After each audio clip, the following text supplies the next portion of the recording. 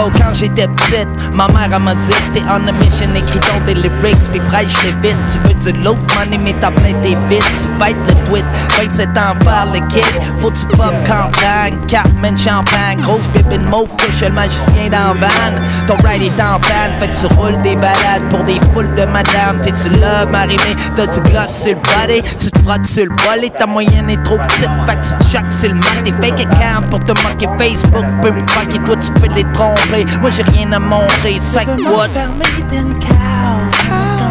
Ekas setissä treenattiin tämmöisiä tekniikkasekvenssejä ja sitten tuossa tokas setissä kysyttiin enemmän niin kuin yhdessä positiossa ja treenattiin siitä. Ja oli paljon jengiä ja mun mielestä se meni hyvin. Että ainakin jokainen sai tehtyä ne jutut mitä harjoiteltiin. Se on sitten eri asia, että jääkö ne päähän tai jälkeen.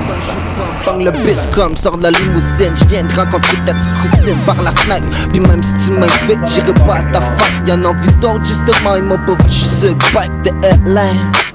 T'as-tu déjà vu ça, un mince même pas de bedtime? Plein de best friends, plein de barbillettes gang. T'es-tu à messe pleine, tu fais du ton yes man? 2-0-13 cette semaine, ma gang de bas canadiens, t'es-tu gang de te tirer sur le top? Carré sur le flop, si tu penses t'es plus fort, toi EJ, do it. Tu veux m'enfermer dans le chaos. Imagine ain't put bounce. Jesus ain't bit Hyvin uusia juttuja. Mukavaa jengittää, nähdä uutta porukkaa ja päästä vähän rullaan uusia äijien kanssa. En mä tiedä, ihan hyvähän toi kilpparihomma tuossa on niin hyvä, että tietää, että jos siihen joskus jää, että mitä sieltä ehkä pääsisi pois.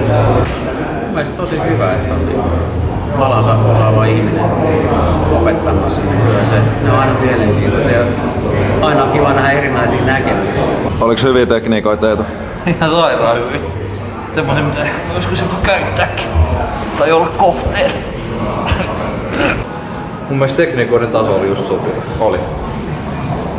Käyttis kamaa. Treeneissä nähdään.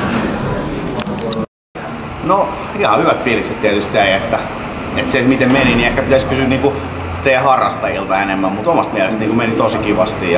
Mutta oli ihan hyvä setti ja tosi mukava sali ja hyvä ilmapiiri. Ja kyllä tässä mielellään käydetään teille.